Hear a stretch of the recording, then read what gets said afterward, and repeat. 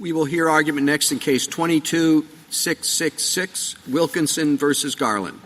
Ms. Santos? Mr. Chief Justice, and may it please the Court, non-citizens who have lived here for 10 years, have good moral character and a clean record, can seek immigration relief if their removal will cause exceptional and extremely unusual hardship to a U.S. family member. If the agency concludes that the facts don't satisfy that standard, the question here is whether courts have the power to review that decision. They do. The INA limits review of denials of discretionary relief, but it permits review of questions of law.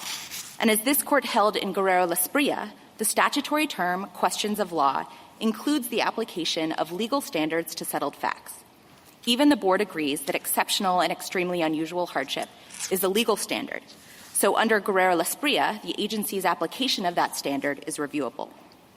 The government argues that Guerrero-Lasprilla's holding applies only to common law standards and offers a different test for statutory standards. And while jurisdictional tests are supposed to be simple, the government's fashioned an elaborate and amorphous framework that won't provide clear answers. First, courts should see whether the standard has a common law origin. If so, the government suggests it's probably reviewable, but doesn't commit either way. Next, courts should scour current and prior versions of the statute for any hint that Congress wanted the agency to have discretion, even if it later deleted the discretion-conferring language. If that doesn't somehow answer the question, courts should ask whether the standard requires evaluation and fact-weighing.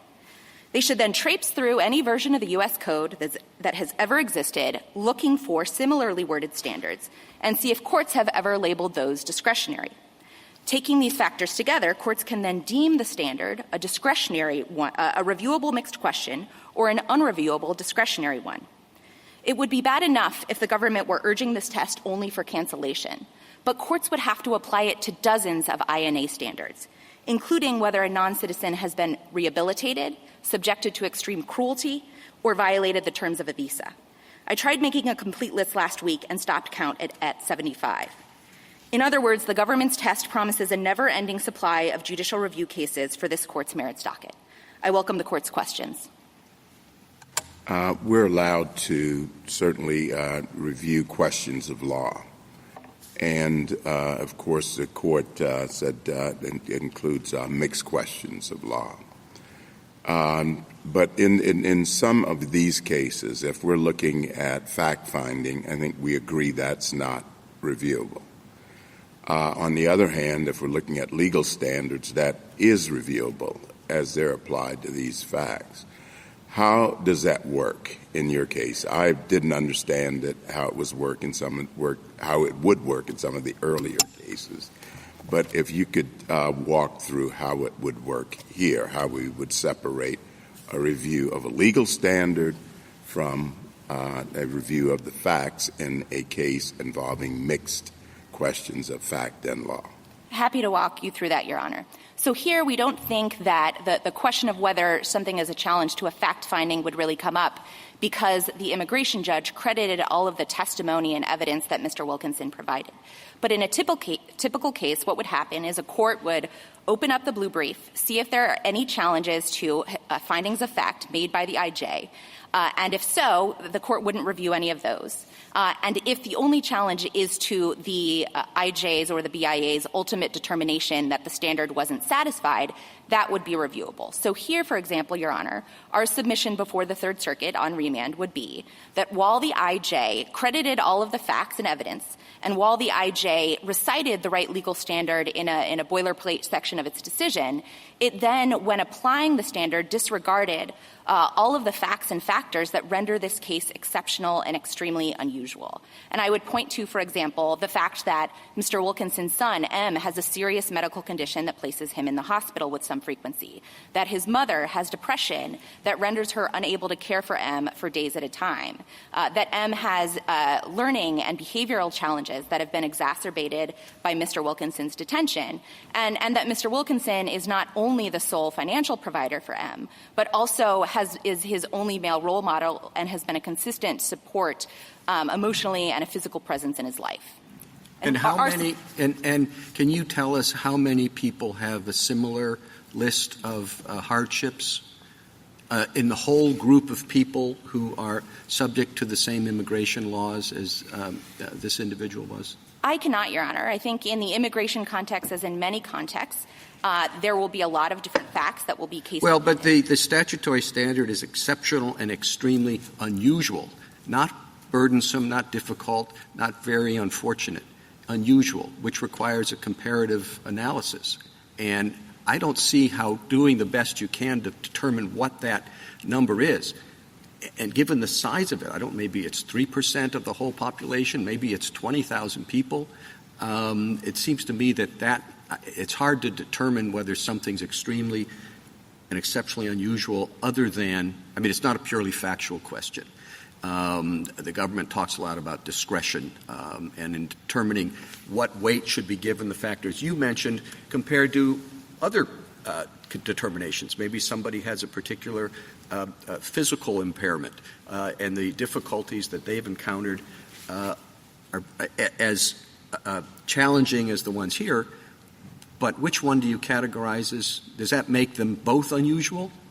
Well, Your Honor, we think that all of the points that you just raised, the fact that IJs see more of these cases, have more experience, all of that would probably cash out in the standard of review analysis. But those types of practical considerations don't have anything to do with whether the determinations are reviewable at all.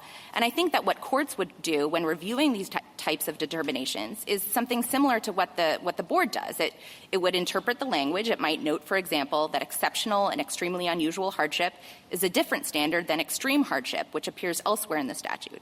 And so it would look to text, it would look to precedent, it would look to ordinary dictionary definitions, and that's exactly what the board did in Montreal-Aguinaga.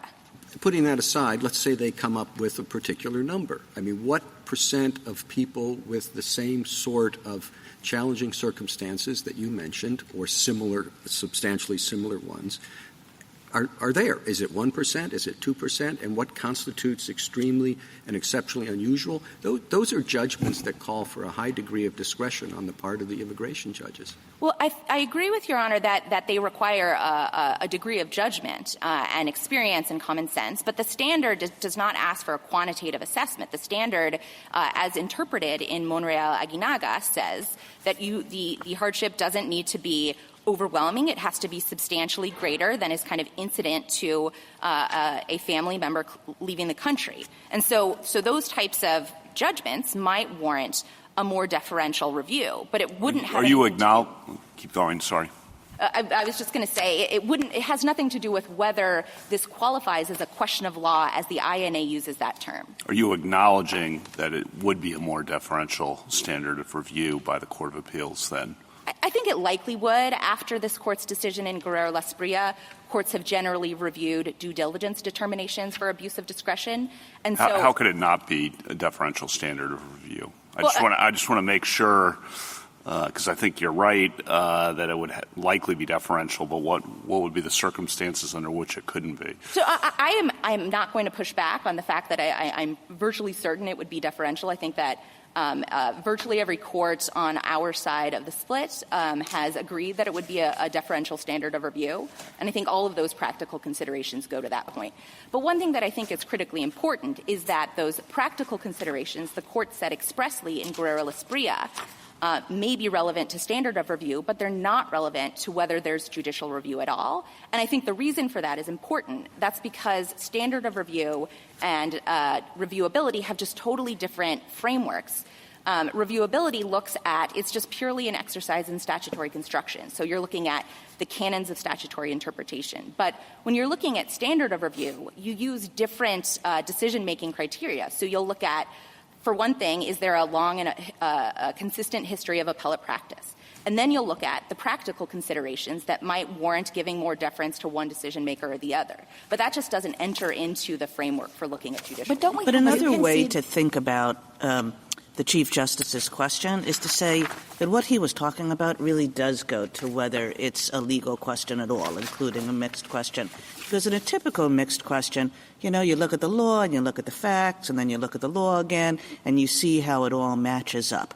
But in this question, you're not really looking at the law at all. You sort of see, okay, it says unusual and exceptional, but the essential project is to look at one factual situation and compare it with many other factual situations.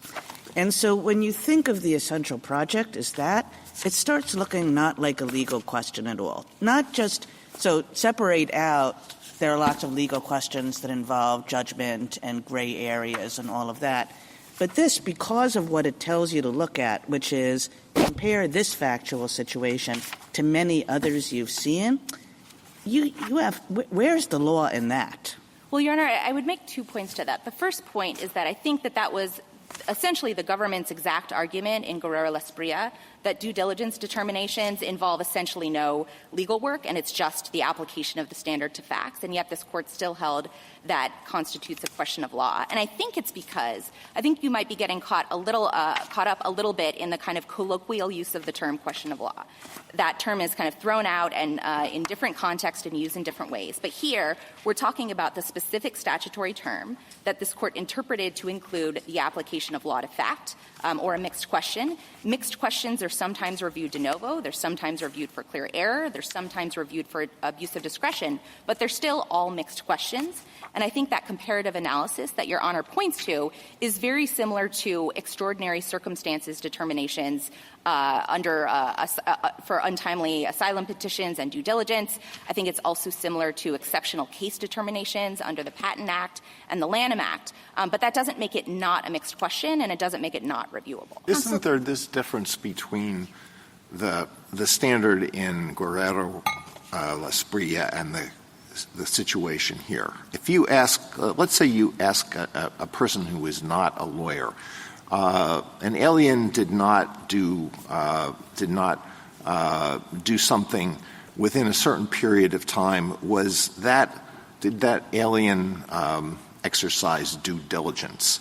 I mean, the ordinary person who's not a lawyer would say, I can't answer that question because it's a legal question. It has to do with legal procedures. But if you ask an ordinary person, you set out a certain set of facts. So let's say I'm complaining about my workplace. It's cold. It's set at 63 degrees. There isn't any coffee machine.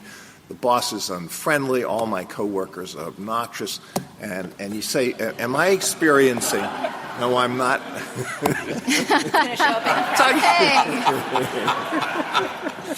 Any resemblance to any living character is purely accidental. Is that unusual or am I suffering unusual or exceptional hardship? An ordinary person could answer that question, and they could say, oh, come on, that's work, suck it up, right? So is that a difference between these two situations? Well, I think that there is still, Your Honor, first, this is still a statutory term that Congress chose, right? So this is the standard that Congress set. So I think you'd still have to determine what Congress was intending to, what Congress meant when it used these specific terms. So that's meant what the terms mean. These are ordinary terms. You can look them up in a dictionary.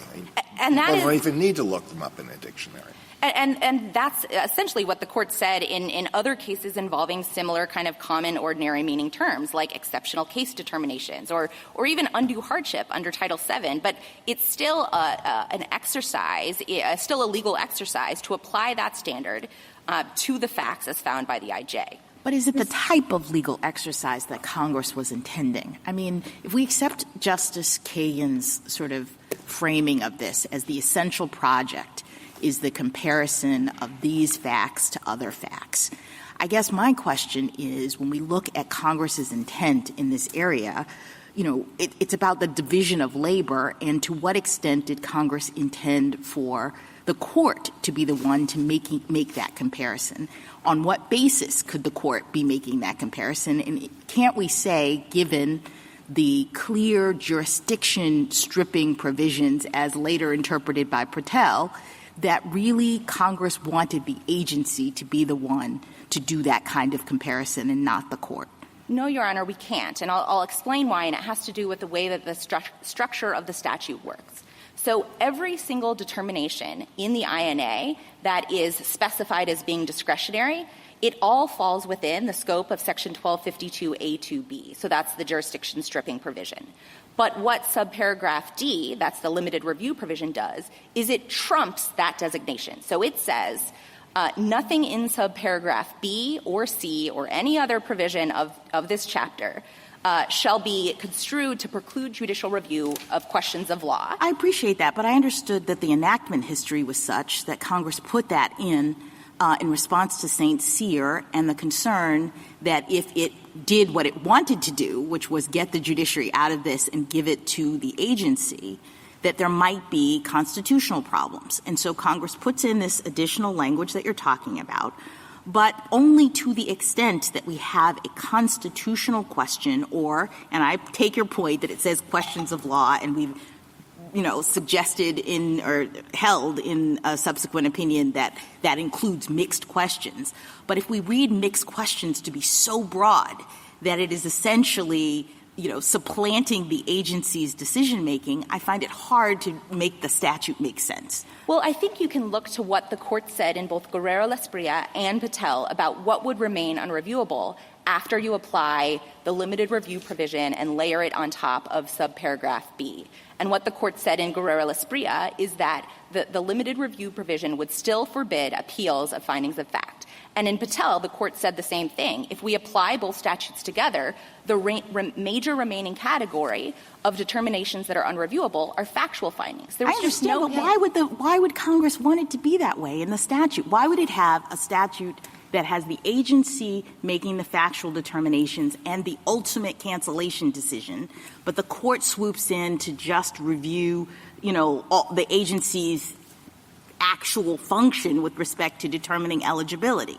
I think for a few reasons, Your Honor. Number one is by doing so, by enacting the limited review provision the way it did, it still cut out any judicial review of findings of fact, which in many cases, in many cancellation cases, will completely control the conclusion. You won't always have cases like this one where the IJ credited all of the testimony and evidence that the non-citizen provided.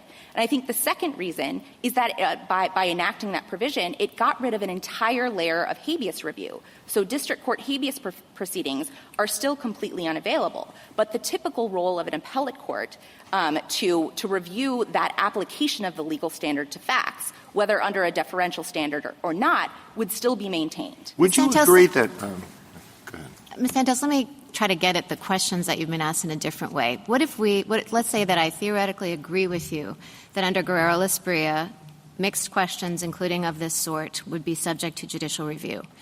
Wouldn't you say, and I guess I'd push back a little bit on your characterization of Wilkinson's claims in particular below as being of that variety?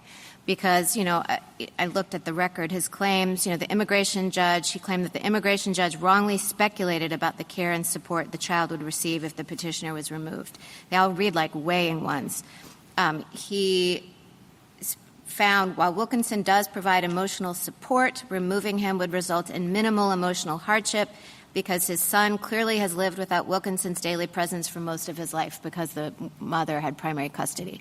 So doesn't it seem like you're just seeking, or that your client was seeking, a reweighing of those facts, and so that under Patel they really would be not subject to review?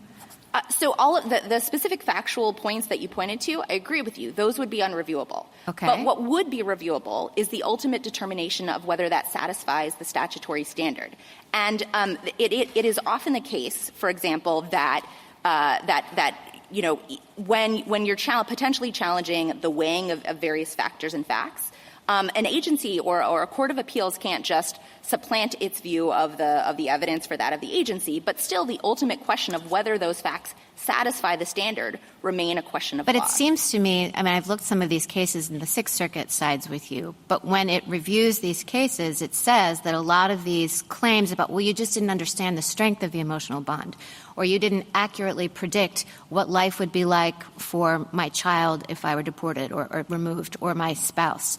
What the court says is those kinds of things are factual. And I guess that's where I'm stuck, because even if I accept your argument as flowing from Guerrero-Lasprilla, it's hard for me to see, looking at these cases, very many that aren't essentially factual challenges.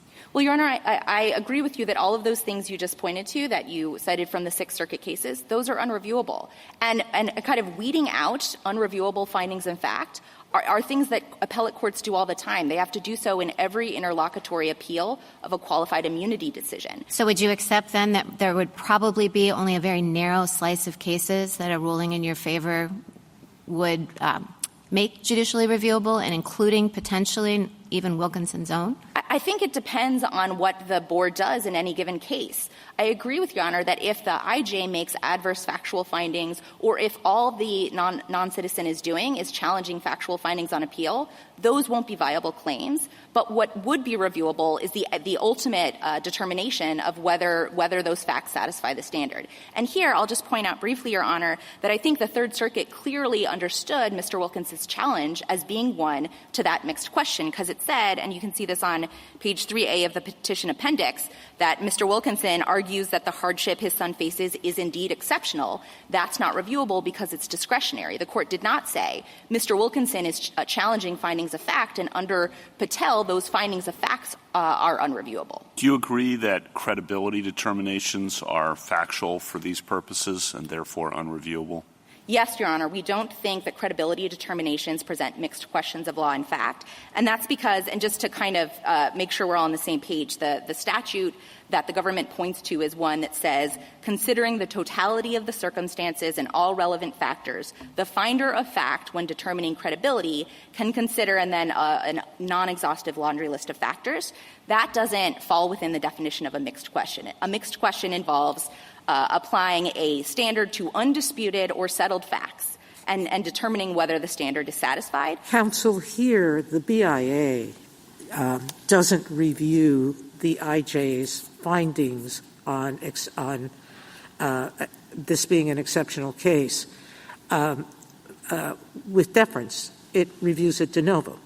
So the BIA believes there's a legal standard, correct? Absolutely, Your Honor. And in fact, when EOIR promulgated the clear error review for the first time in 2002, it actually used exceptional and extremely unusual hardship as an example of something that wouldn't be reviewed for clear error because it's not a factual finding. Is there any question that Justice Jackson has asked you, or even Justice Barrett? Justice Barrett is making the point, which is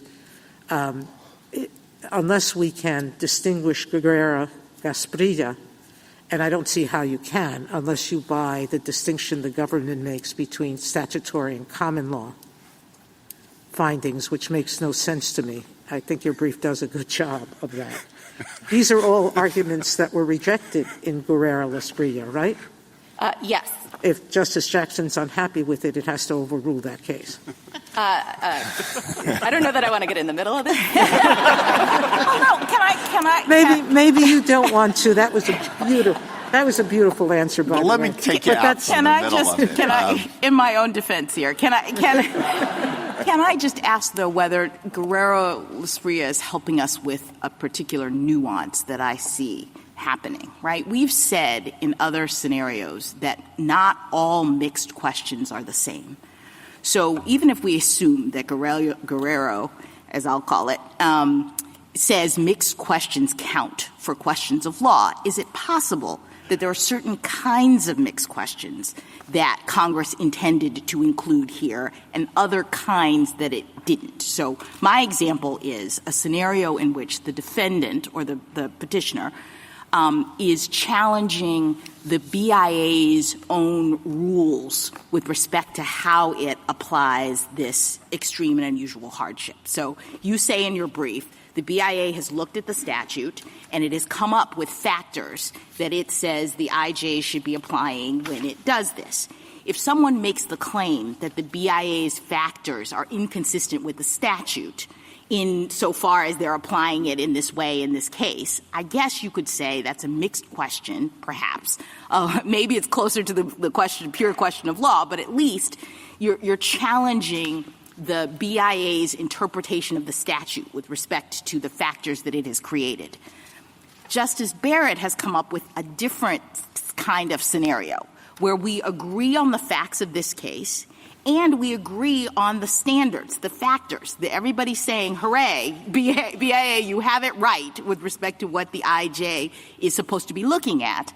But the claim is that the IJ has not weighed these factors appropriately, that it has put more stock in a certain, a segment of it than another, and the court, we really think you should reweigh it differently. Now, that might be a mixed question, too, but it seems to me that it's of a different variety. And if we could interpret Guerrero to be talking about the former and not the latter, maybe it doesn't have to be overruled. So I don't think there's any way to principally read Guerrero-Lasprilla that way, and I'll give you two reasons. Number one is because of the way that the case was litigated.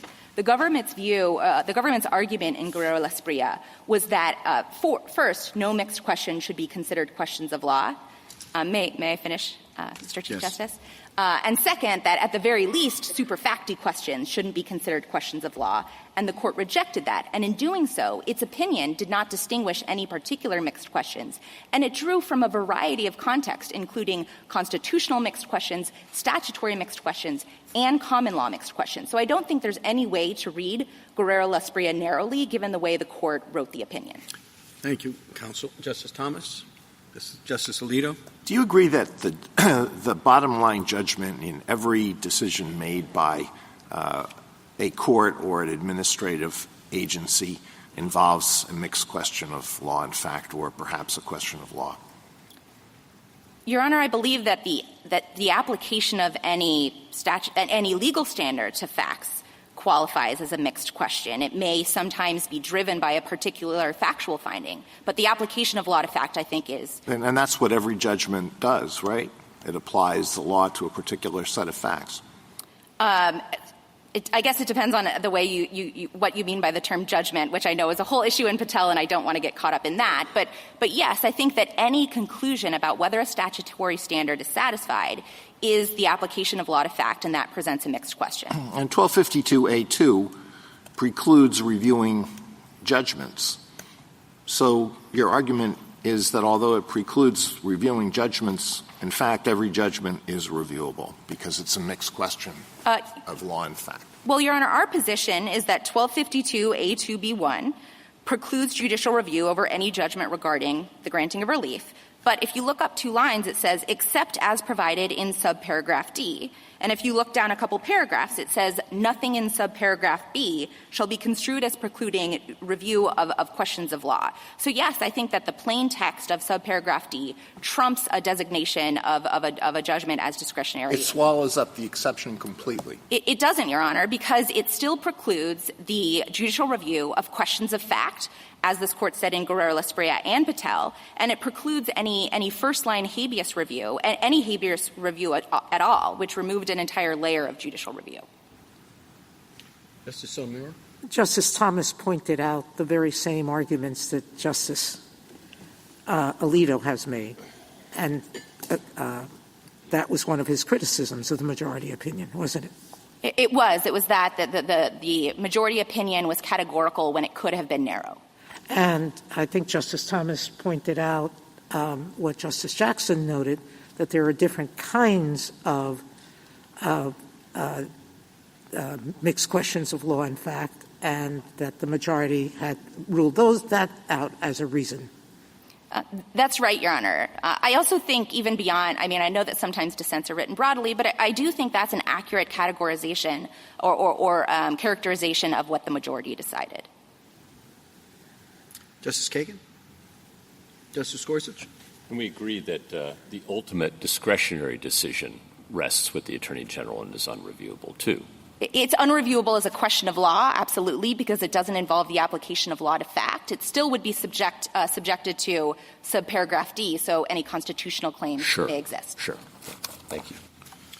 Justice Kavanaugh? In response to Justice Jackson, when you said Guerrero rejected that kind of line splitting of mixed questions from more factual mixed questions, one of the reasons we did that, I think, is because it would be, as your brief says, a morass trying to do that across the board, and would be years, if not decades, of litigation trying to resolve that question when, if you just do a deferential standard of review, the board's going to get affirmed most of the time, but not always, but most of the time, and you don't have this collateral litigation.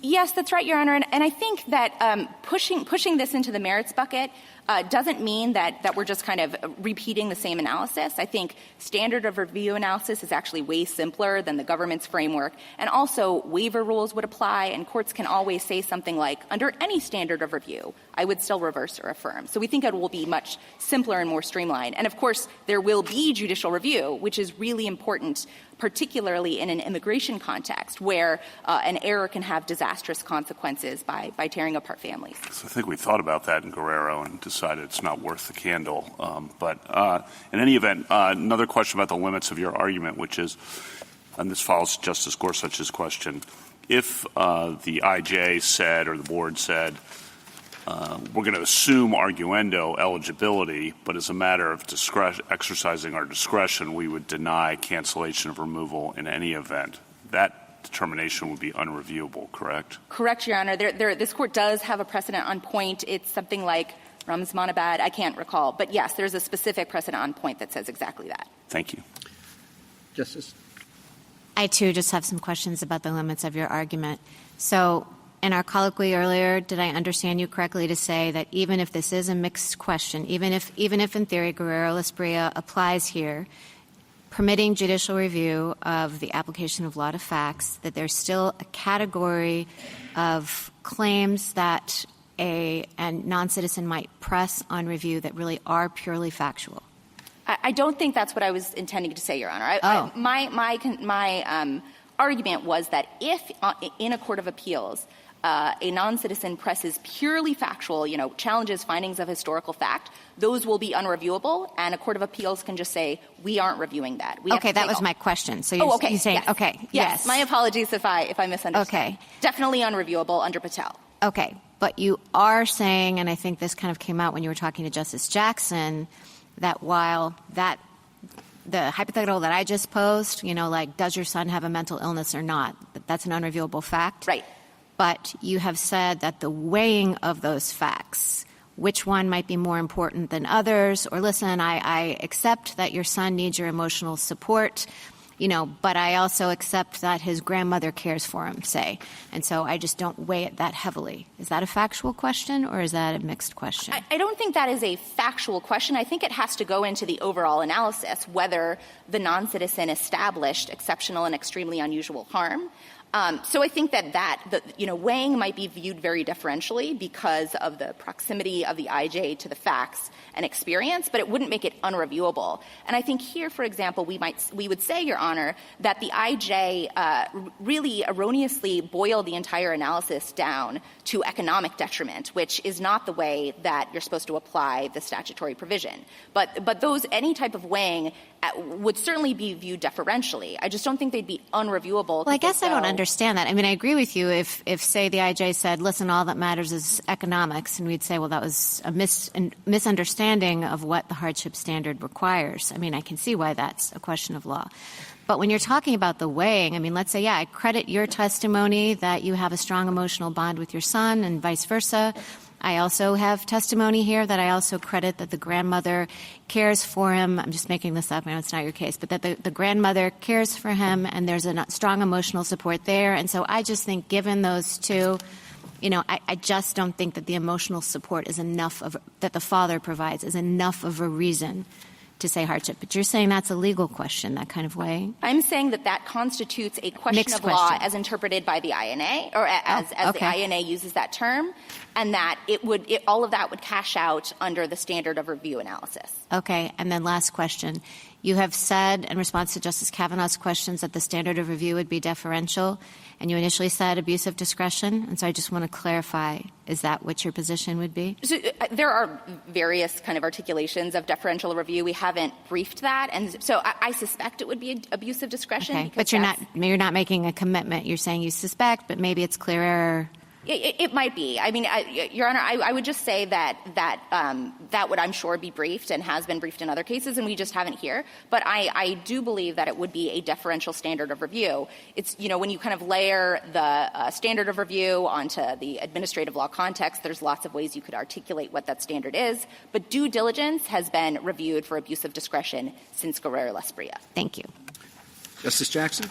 So can I just go back to Justice Barrett's last hypothetical, where we have a situation in which the IJ has looked at the factors and has said, I understand and accept your credibility about the strength of your emotional bond, but I also have testimony about the grandmother caring for your son, and at the end of the day, my conclusion, based on weighing all of these different factors and considering the evidence, is not met this particular element. You, I think, say that's reviewable. I'd like to know what is the legal standard that I use as the court to review that determination and say, yes, you're right, or no, you're wrong. Am I looking at what? Well, assuming that some type, like abuse of discretion type review would apply, one might reverse if, for example, an IJ ignored particularly salient factors that the law deems relevant to the analysis. What law? This is not in the statute. The legal standard. Sorry, the legal standard in the statute, exceptional and extremely unusual hardship. That term has been interpreted by the board in the precedential decision Monreal-Aguinaga. And so courts may look to that precedential decision. Does it matter that this case has come to me through the board, which presumably knows its own standard and has looked at this situation and said, we have a precedent, the one you described, we don't think that it precludes the IJ's determination, so we're affirming what the IJ has said about applying our own precedent to this circumstance? Well, Your Honor, I don't think that the fact that the board affirmed makes it kind of extra special. I think, No, I'm just asking what the court is supposed to do, because we don't have a body of law that is existing outside, I think, of what the BIA has interpreted this to mean. And so the court would have to say, I guess, BIA, you're wrong about your own view of whether your standard applies in this situation? Well, so the court would be first starting with a standard that Congress set, right? And then it could decide whether it agrees with how the board has interpreted it. But that's not the challenge. Right, I agree with you that if that was the challenge, then I'm in a question of law world. We agree that the board has interpreted correctly. Yes. The question is, when the board says our standard equals no extreme hardship in this particular case, what is the court's basis for saying you're wrong? Well, under, for example, abuse of discretion review, a court could reverse if it had the definite and firm conviction that an error had been made, if it thought that that the IJ and the board had just really, really missed the mark in evaluating the facts under the appropriate legal standard. I mean, I think that abuse of discretion, even deferential review of mixed questions, exists to make sure that the agency is staying within the bounds of what Congress said. That's what this court said in cases like Taylor versus United States. Okay, let me ask you one more question. In terms of the Congress's intent, and it's possible that this had been handled in Guerrero. I wasn't on the court at that time, so I just want to be clear. Sure. I'm interested in the sort of idea that what is left here is precluding questions of fact and habeas review. And it just strikes me as a really convoluted way for Congress in writing this statute to achieve that result. They say several times, no court shall have jurisdiction to review judgments in this area. And if really Congress just wanted to say you can't review factual determinations of the agency, it seems to me there was a lot simpler way to go about that. So can you just help me with my nagging concern that maybe this is not what Congress was intending? Happy to do so, Your Honor. And this was specifically addressed both in Guerrero-Lasprilla and Patel. And I think what the court said is a couple things. Number one, that this provision, the limited review provision, applies to a whole bunch of provisions throughout the INA. So it applies to forms of relief under subsection B. It applies to criminal alien final orders of removal under C. It says it also applies to the entire rest of the INA. So I think what the court said is Congress was trying to loop in a whole bunch of different things, and it did it this way because it would apply to numerous different statutory provisions. And yes, perhaps it might make more sense in some situations to say, we just forbid findings of fact, but then it may have to kind of go provision by provision and explain when that was the case. Thank you. Thank you, counsel.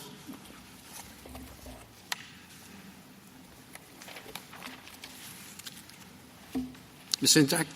Mr. Chief Justice, and may it please the Court.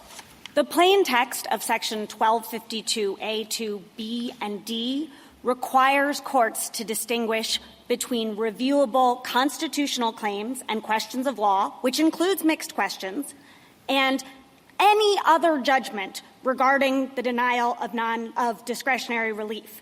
And in Patel, this Court was very clear that any meant any. That included subjective and objective determinations. That included the quintessentially discretionary determination at the second step as to whether an eligible non-citizen should receive cancellation of removal. But it also included credibility determinations, which the Court recognized required some objective fact-finding, but also some exercise of discretion. And it included simply finding historical facts. This non-citizen has been in the country for 11 years and meets the continuous presence requirement. Now, in order to figure out whether any of those statutory determinations, and all of the examples I just gave you are statutory determinations. They're made pursuant to a statute. In order to figure out whether those statutory determinations fall within the exception that permits judicial review of questions of law and constitutional claims, the Court has to look at the statute and say, okay, is this a statute that's asking for a legal conclusion, like fair use? Or is this a statute that's saying, find a fact, or like in Pullman Standard, where we had intention to discriminate, pure question of fact? Or is it a statute where the terminology is saying, make a discretionary decision, like in Williamsport Wire Rope, where we had the term exceptional hardship, and the Court said that's requiring a discretionary decision? And the Court has to figure that out in order to honor the plain text of Section 1252A2B. It can't decide that it would be easier just to say all statutory determinations are reviewable, because that's not what the statutory text says. And we think that if you apply the standard tools of statutory interpretation, that's text, history, and precedent, that's the complicated framework that I think my friend is referring to. If you apply those tools, you'll figure out that exceptional and extremely unusual hardship, that is a factual determination, and that's an exercise of agency discretion. That is not a legal conclusion.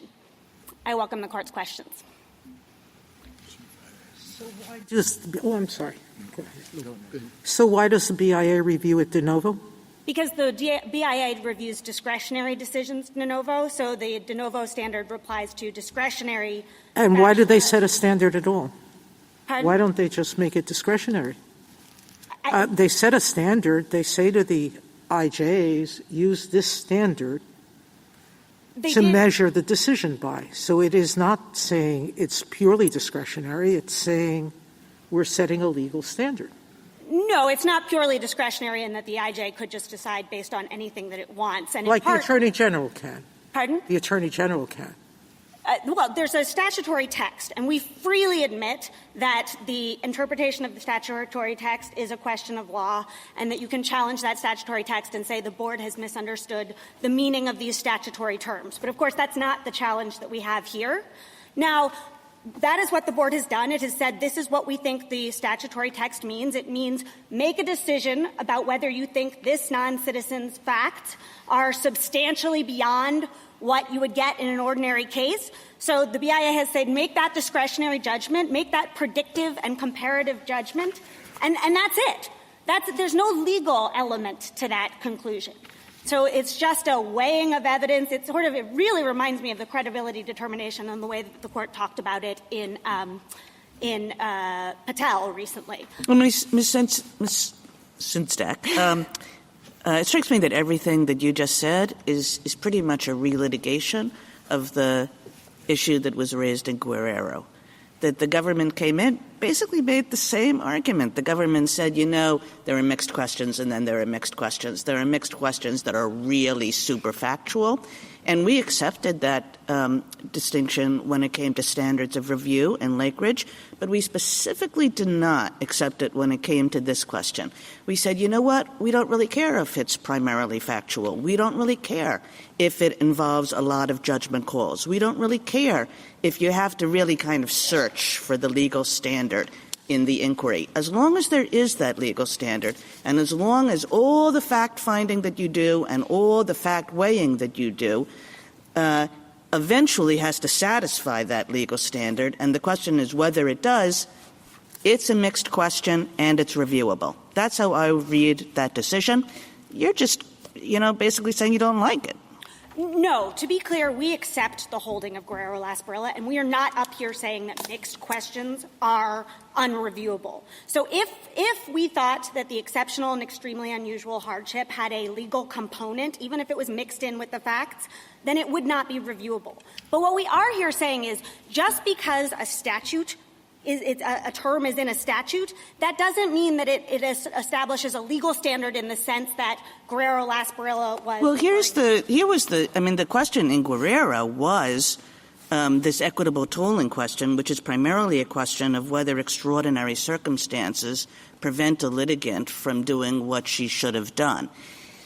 I mean, it's the exact same thing. Are there extraordinary circumstances here? Well, we're going to, think about facts a real lot. What were those circumstances?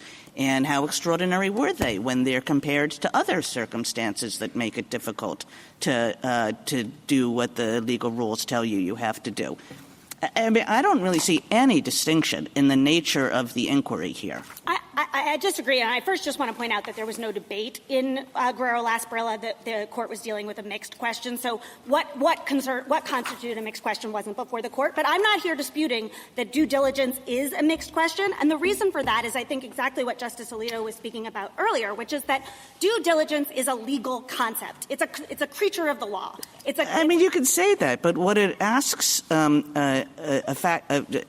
it asks a decision maker to do is say, how extraordinary were the circumstances that prevented you from following the rules? And that's exactly the nature of the question here. How extraordinary are the circumstances that are involved in a particular case? Now, you are correct that there is some overlap and there are some similar things that adjudicators are being asked to do. I have to say what I find a little bit unsatisfying, but is just the facts here, is that distinguishing questions of law from questions of fact and discretion is often a matter of history. So one of the things that the court repeatedly has done is just said, is this the type of analysis that the courts have done? It is a question of law.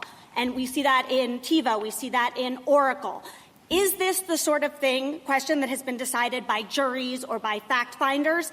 Then it's not going to be considered a question of law. And I really do think that the common law history of the due diligence inquiry, that this is something that was a judge-made inquiry that was always decided by judges, elaborated by judges. It sounds very complicated. I mean, Ms. Santos says there are 75 of these, and we're going to do that analysis as to whether each of them is reviewable or not reviewable. We're going to look into the history. We're going to look into the source of law.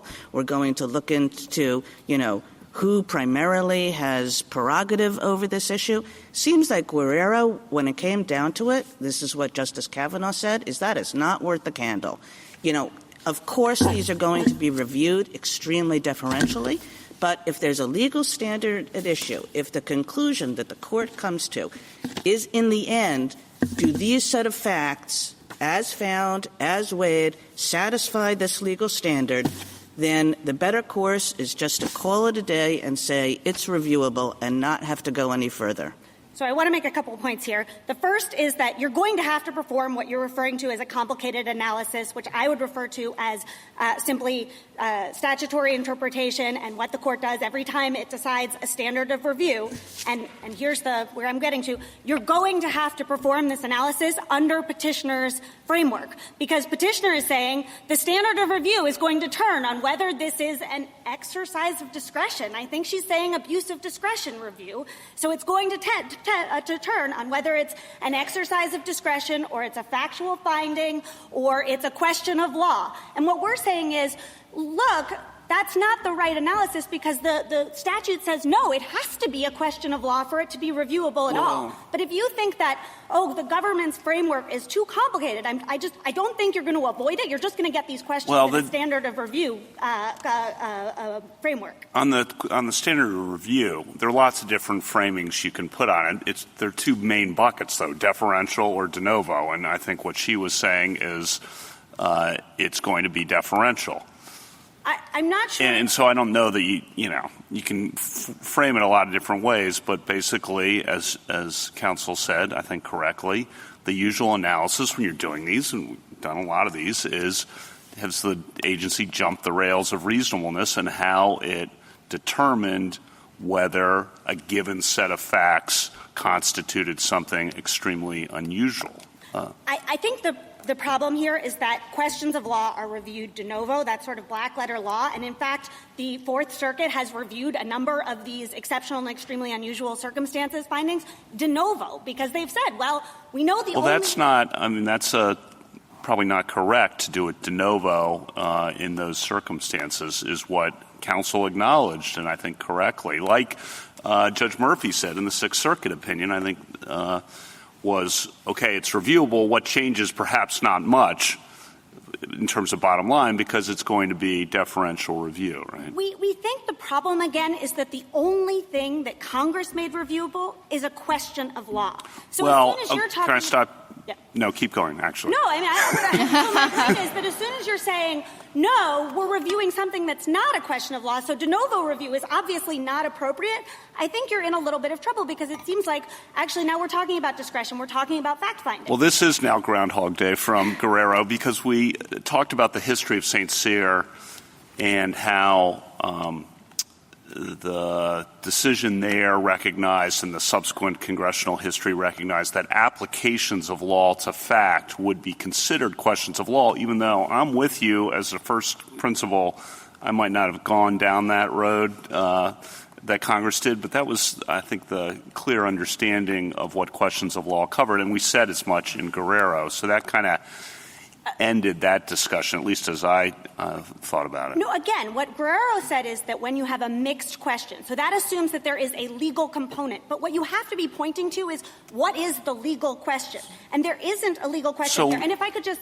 So if it says the brief's due in 45 days except in unusual circumstances, is the except in unusual circumstances does that not have a legal component? That's a discretionary determination. I think that is something where, I mean, you have to interpret the terms. But don't we hold all the time, courts of appeals, the lower court abused its discretion as a matter of law when it reaches a wrong judgment?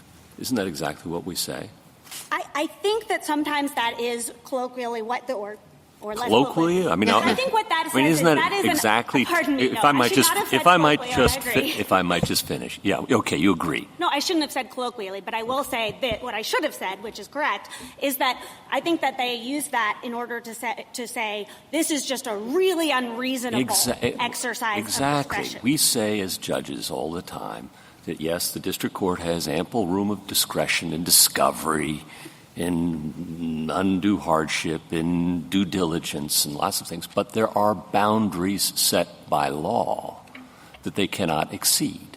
The guardrails are wide, but they're there.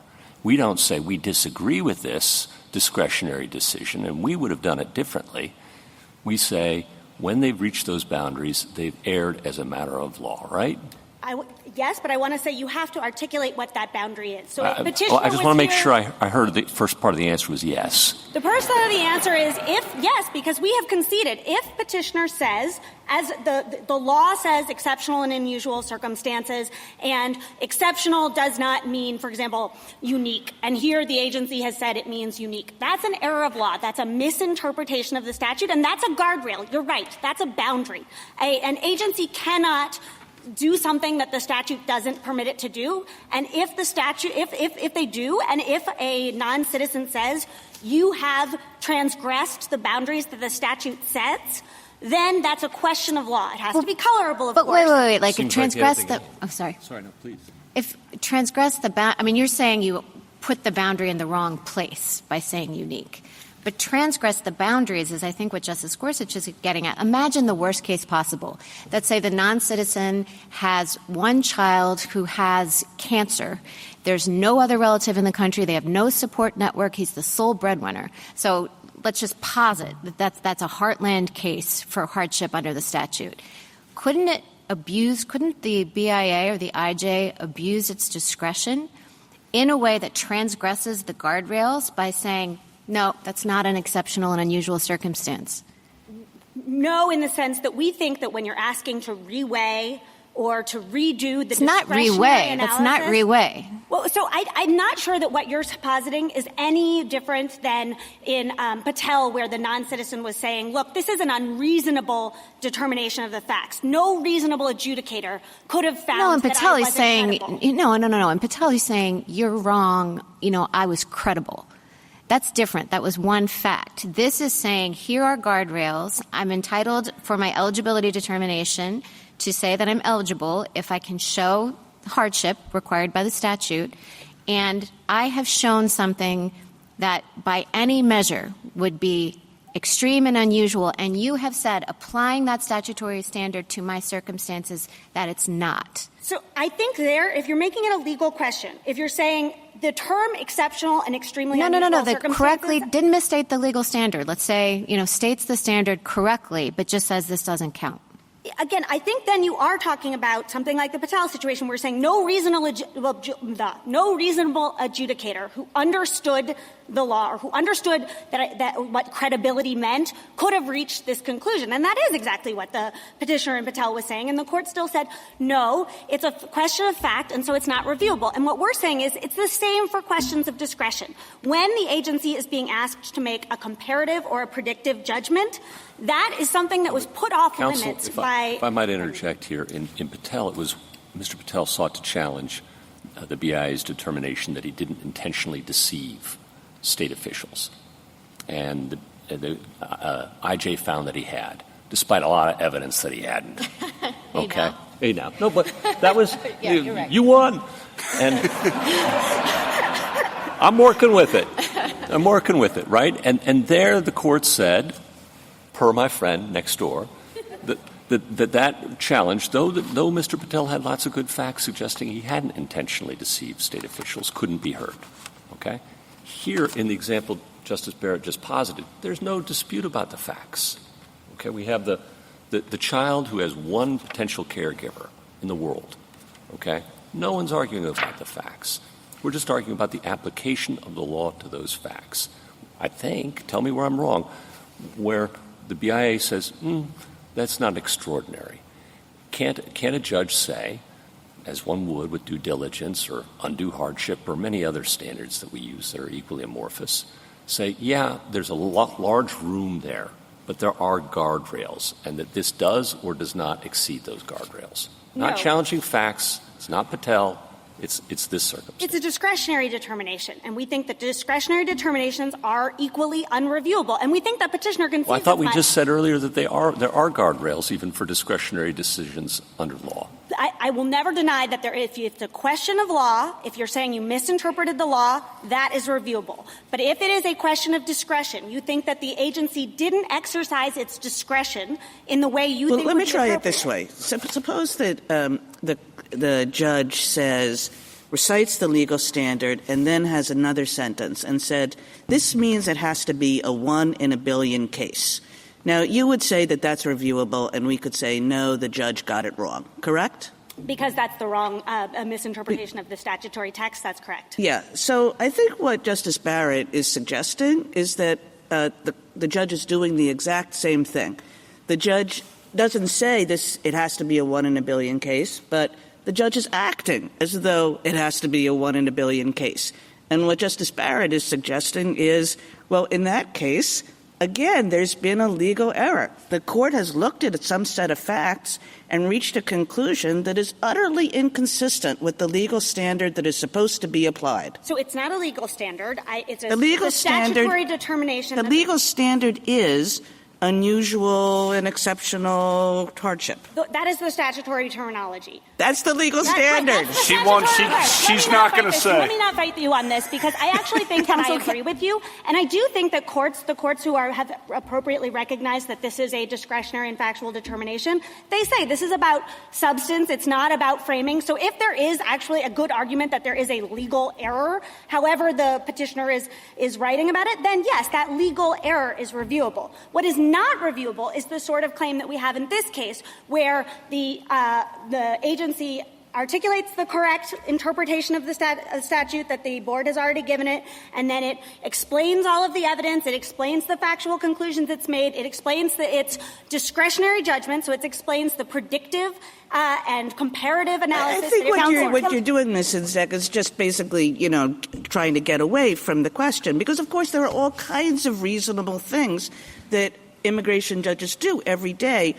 They mostly do them. It's like, there's lots of facts, and it's a hard question, and it's a lot of judgment, and then we decide something, and of course a judge is going to leave it alone because it seems pretty reasonable. But Justice Barrett was suggesting that there are cases where when the court looks at a set of facts and says that it does not satisfy what I'm going to insist upon calling the legal standard, which is extremely unusual hardship, that counts as a legal error because it's as if the court just gets the standard wrong. And I don't want to fight you on that. You're right. If it's a legal error, then it is reviewable. Well, you're not. You are fighting. It has to be a legal error. But counsel, can I just I think for me at least the labels are getting confusing because I kind of don't know what you mean when you say discretion or legal error. So can I just focus in on Justice Kagan's example to explain what I see as the distinction, and you can tell me if I'm wrong.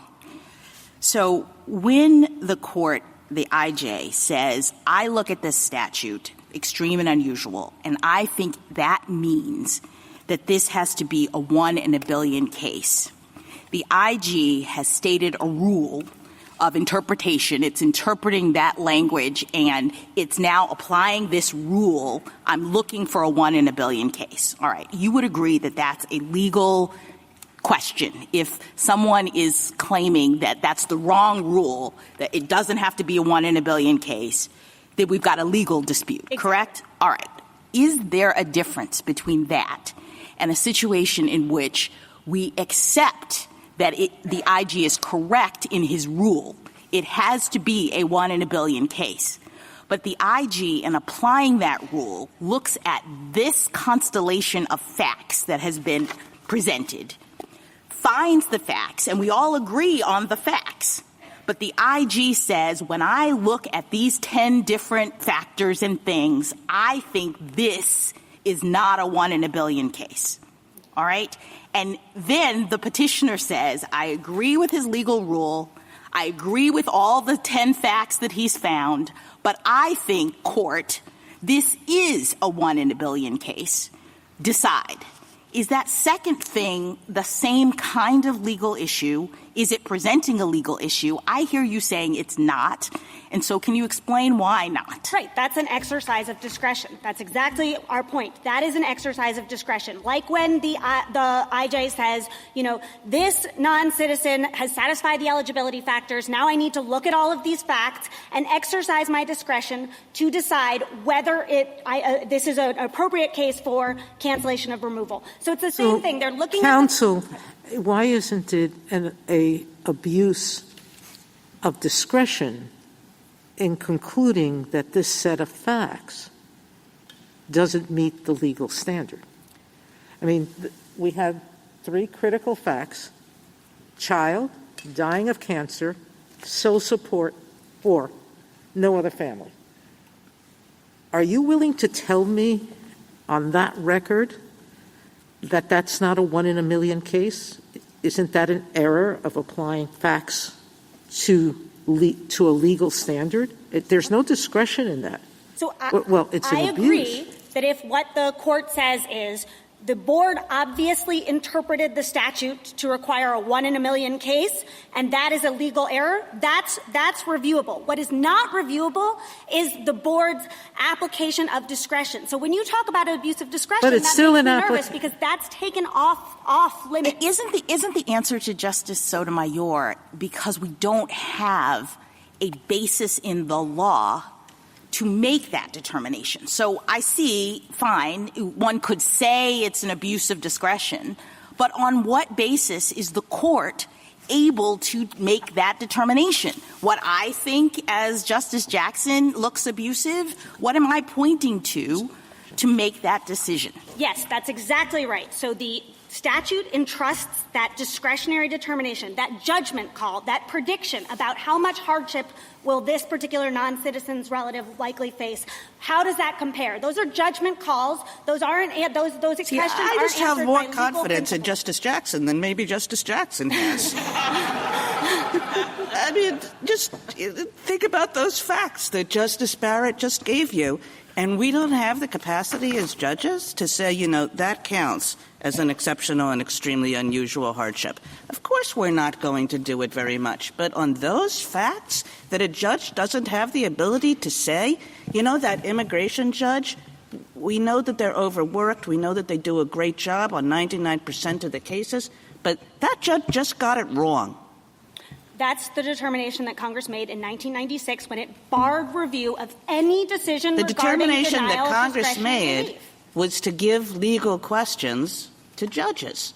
And this is a question where the fundamental inquiry is, do those facts, as found, as weighed, meet the legal standard? And this judge got it wrong. This judge being in not this case, but in Justice Barrett's hypothetical. Again, if you can point to a legal error, so if you can say, looking at these facts, the judge must have misinterpreted the statute, must have said this is a 1 in a million case, that's a legal error, that's reviewable. Okay. Why isn't that exactly Justice Barrett's case? Because the BIA, for example, has said that the standard, high as it is, doesn't require it to be unconscionable.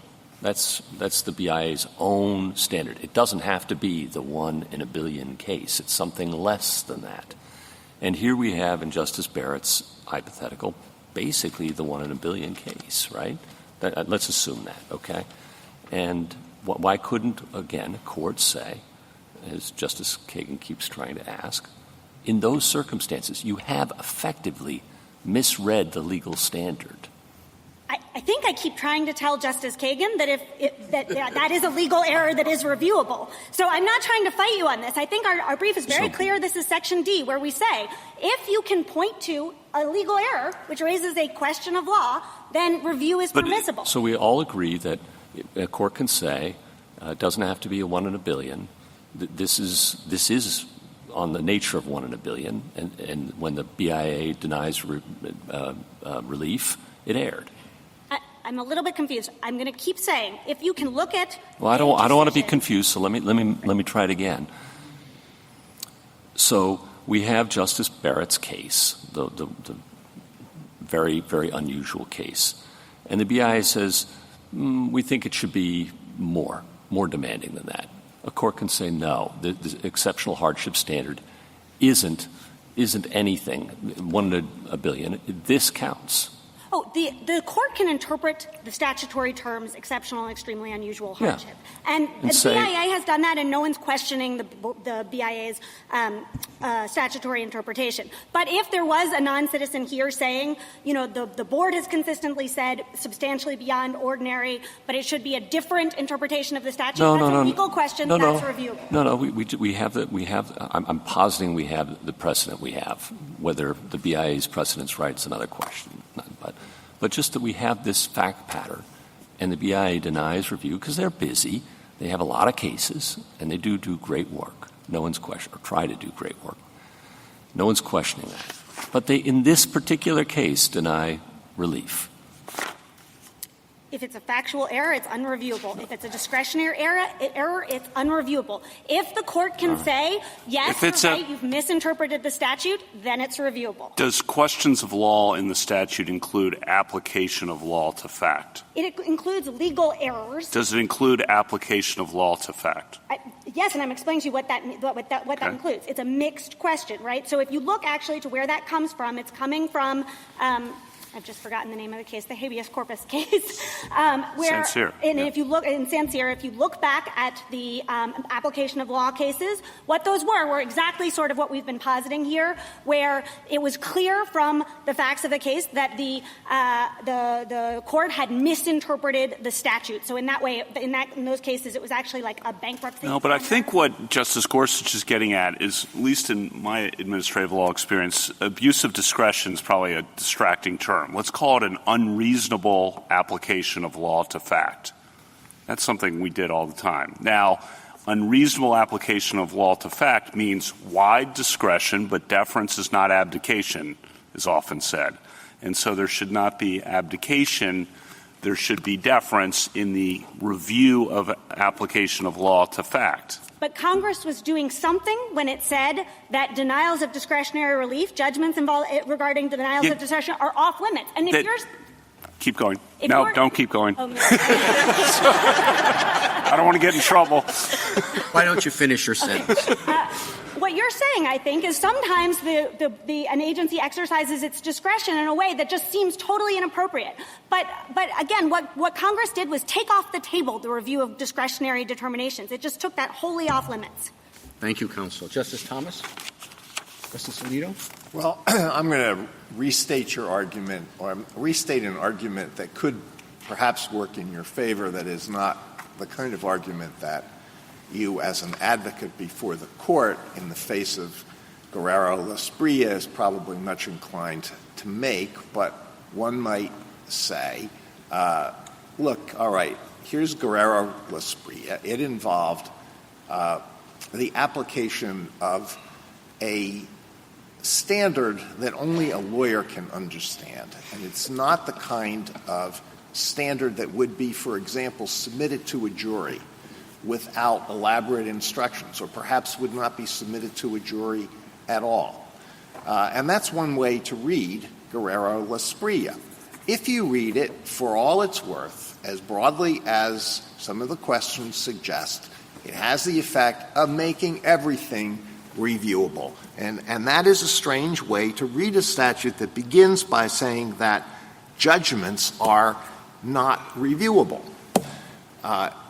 So the test would be this, and it isn't really all that complicated, if what is involved in a particular case. And, you could say abuse of discretion and unreasonable application, but look, anybody who's litigated cases or has seen what willful judges can do knows that if you allow that little toe in the door, an awful lot can be done with it. That might be right or wrong. Judges love judicial review. Congress was less enamored of it when it enacted this statute. It says no review at all, not abuse of discretion. So the test could be restated as if it is the sort of thing that would be submitted to a jury without special instructions because it involves ordinary terms like exceptional and unusual hardship. That is not something that falls within the exception. Yes, and I think that actually dovetails very neatly with what the court already said in Pullman Standard, where it said, intention to discriminate, right? That's a statutory requirement. You might say there could be questions about what that means. And the court said Congress could have been trying to refer to some legal presumption, some legal concept of discrimination or intention to discriminate. But instead what it said, no, look, apply statutory construction. What actually Congress was telling us to do here was just to find out actual motive. And here it's the same thing. Congress wasn't making this new legal concept, exceptional and extremely unusual hardship. Congress was saying, agency, make a judgment call, make a predictive and comparative judgment call about how the circumstances of this non-citizen's case compare to those of other non-citizens. All right, thank you. Justice Sotomayor? Something new. You're distinguishing Guerrero. That's what Justice Alito is saying, because that's not what Guerrero said. Guerrero said every mixed question of law and fact. And you're saying, no, it's not mixed at all. because the standard is lawless. Basically, that's what you're saying. Because you can't call a standard, exceptional, due diligence, undue hardship. You can't put words on a piece of paper and call the words meaningless. They have to set a standard. And once you set a standard, you're going to have to judge whether the facts fit that standard. Once you do that, Guerrera-Lasparini said, that's a mixed question of law that's reviewable by the court.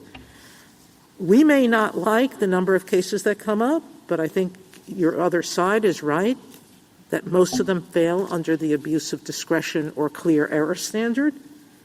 Justice Barrett points out that the cases are rare, but they still exist, meaning that's why we have judicial review. It's rare that federal convictions are overturned. I think it's probably 5%, or it was a very low number of federal convictions were ever overturned, yet we still permit review of them. We permit review not for the majority of cases, we permit review for the exceptions.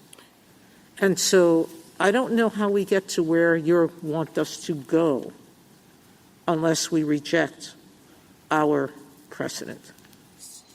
So I think, and we invite all of the complications that precedent was trying to avoid. So I think that Pullman Standard, Williamsport Wire Rope, and Duberstein are all good examples of cases where you had a statute and it required some subsidiary fact-finding, and then the adjudicator had to put those subsidiary facts together to make an ultimate determination that was exactly the statutory text, and in each of those it was not deemed a mixed question. So in each of those it was deemed discretionary or factual. So I'm not asking the court to But it was make still new reviewable. Law. Pardon? It was still reviewable. Well, it was still reviewable for whether it was unreasonable. To be clear, in Williamsport Wire Rope, it was not reviewable, and there it just depends on whether there is a statutory review bar. And let me just address this. I agree that normally discretionary determinations are reviewed for abuse of discretion.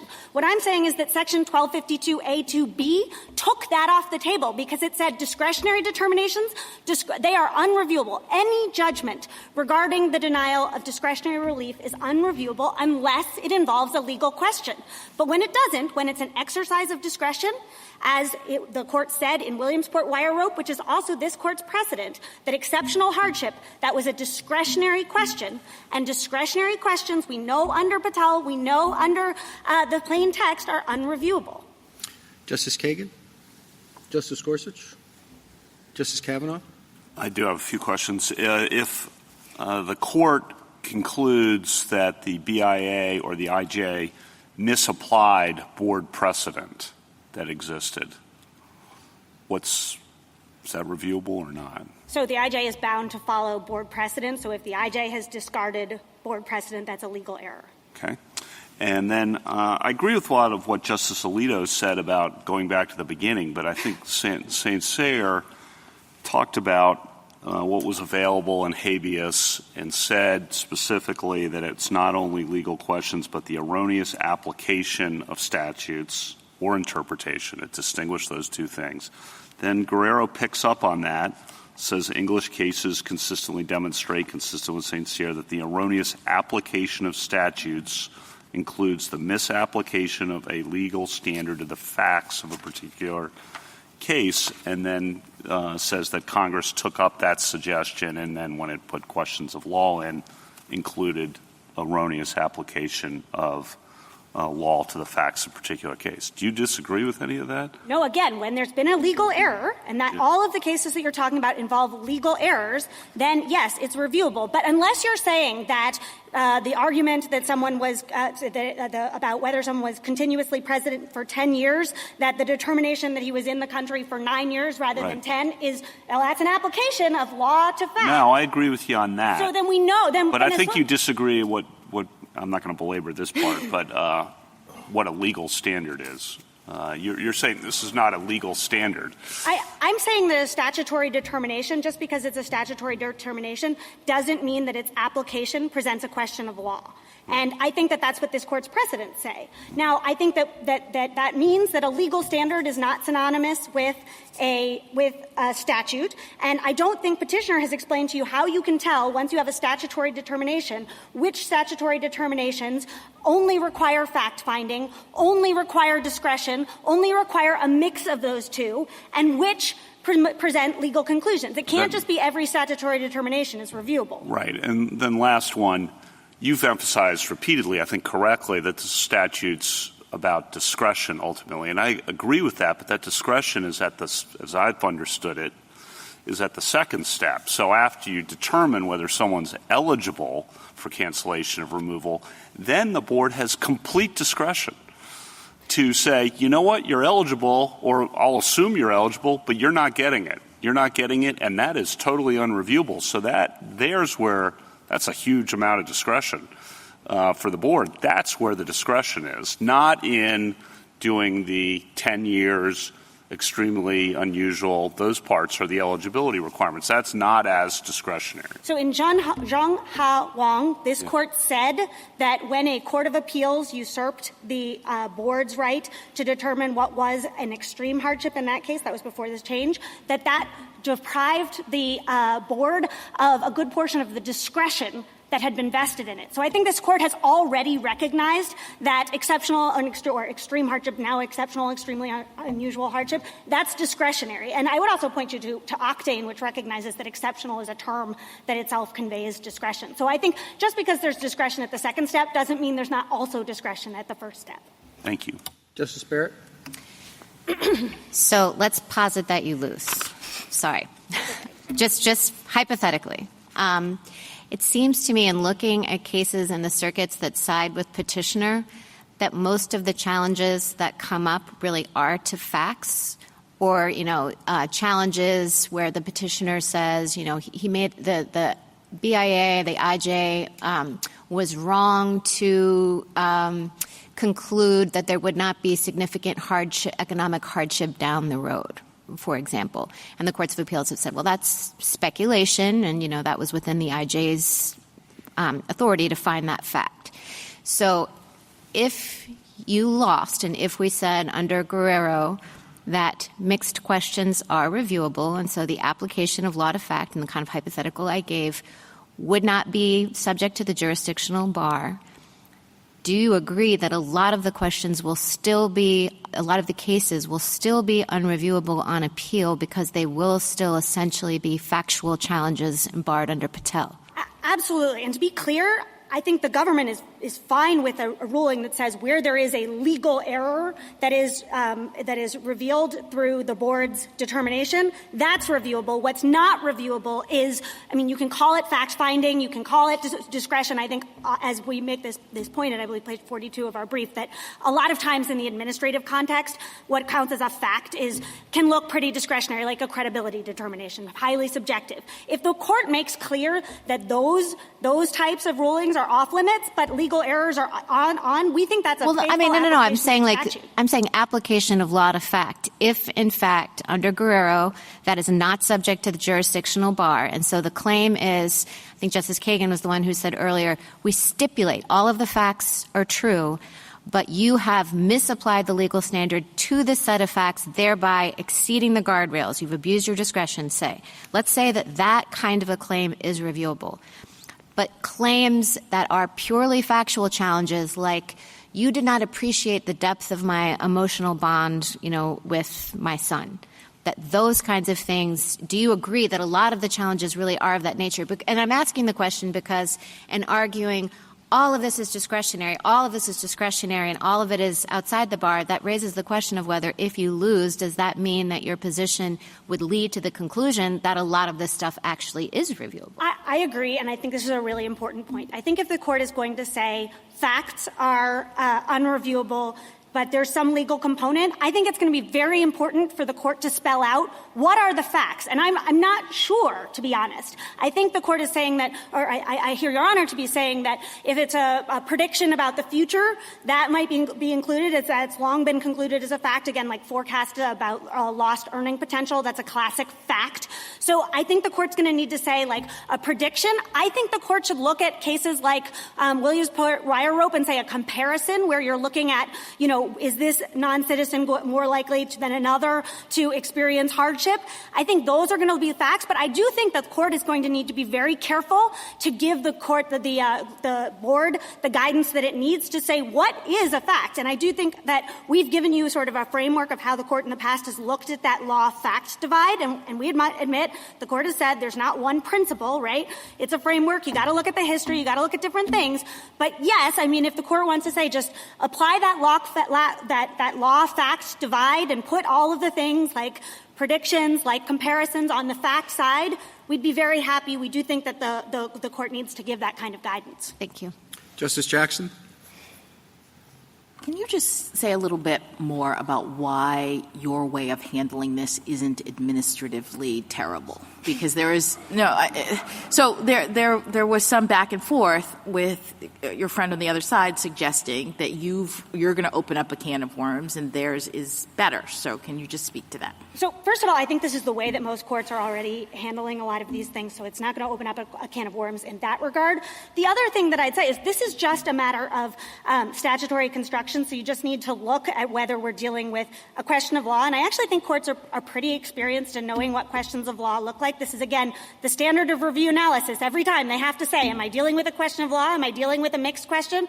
Or am I dealing with, something discretionary or factual? And you're saying they're going to have to answer that question anyway, even under absolutely, the other exactly. side's So test. that's a second point. And I'd also note that I sort of talking to our lawyers who litigate these cases, exceptional and extremely unusual hardship, that's the big one. That's what comes up again and again. But beyond this, they've pointed to maybe 4 or 5 things that are getting litigated. So I think that maybe petitioner has kind of gone through the law books and said, what might I possibly make some kind of argument that this is a little bit mixy, makes a little bit legal, but that's not what's happening on the ground. We're talking about maybe like a few other things, and I think if this court provides enough guidance as to how you distinguish between law and facts, how you distinguish between a mixed question and a question regarding discretion or fact, I think that's going to clear up any confusion that's left. Thank you. Thank you, counsel. Rebuttal? Thank you, Your Honor. I have about 42 points I'd like to address on rebuttal, but I will settle for about 5. First, I think that my friend on the other side has mistakenly focused a lot of her argument on what Congress did in 1996. This case is about what Congress did in 2005 when it created an exception to Section 1252 A2B, and it amended both A2B and A2D to make clear that the limited review provision trumps the designation of a particular determination as discretionary. Second, Your Honor, I think all of my friend's arguments about this not being a legal standard really run smack into the board's own understanding of what the hardship determination is. The board said itself no less than a dozen times in its precedential decision in Monreal-Aguinaga that this is a standard. It used its purported authority under Chevron to interpret that standard using the canons of statutory construction that courts use day in and day out. And it said the meaning of that standard can be further shed light on it through case-by-case adjudication, which is all we're asking for federal courts to have the power to do. I think that the notion that it's not a legal standard just makes no sense. And I think the same is true with the notion that this is discretionary. Neither IJs nor the BIA understand themselves to have discretion when deciding whether someone is eligible for cancellation. And you can see this in cases like Monreal-Aguinaga, where the board says things like, if we only had discretion, we would absolutely grant cancellation, but Congress has put these constraints on us, so we don't have the power to do so. Also, Your Honor, there was a fair bit of discussion about the expertise that the agency has that makes it well-positioned to make these determinations, I think, in both sides of the argument. But the same could be said of every decision that immigration judges make, that patent ALJs make, that district judges make during sentencing. But appellate review is still a core and fundamentally important way that appellate courts make sure that agencies and district courts stay within the guardrails, as several justices have mentioned. And I think that's true even where appellate review involves deference. In cases where courts adopt deferential review for mixed questions like Cooter and Gell and like Village of Lake Ridge, the court still takes pains to emphasize that if district courts or agencies are going outside the guardrails, that appellate courts will be able to intervene and correct misapplications of law, misunderstandings of law, and inconsistent applications of law. And I think in the context of immigration decisions, where the risk of error could be enormous, judicial review is even more critical. And I would point you to the former IJ and BIA brief to talk about that talks about the enormous resource constraints that the agency is under.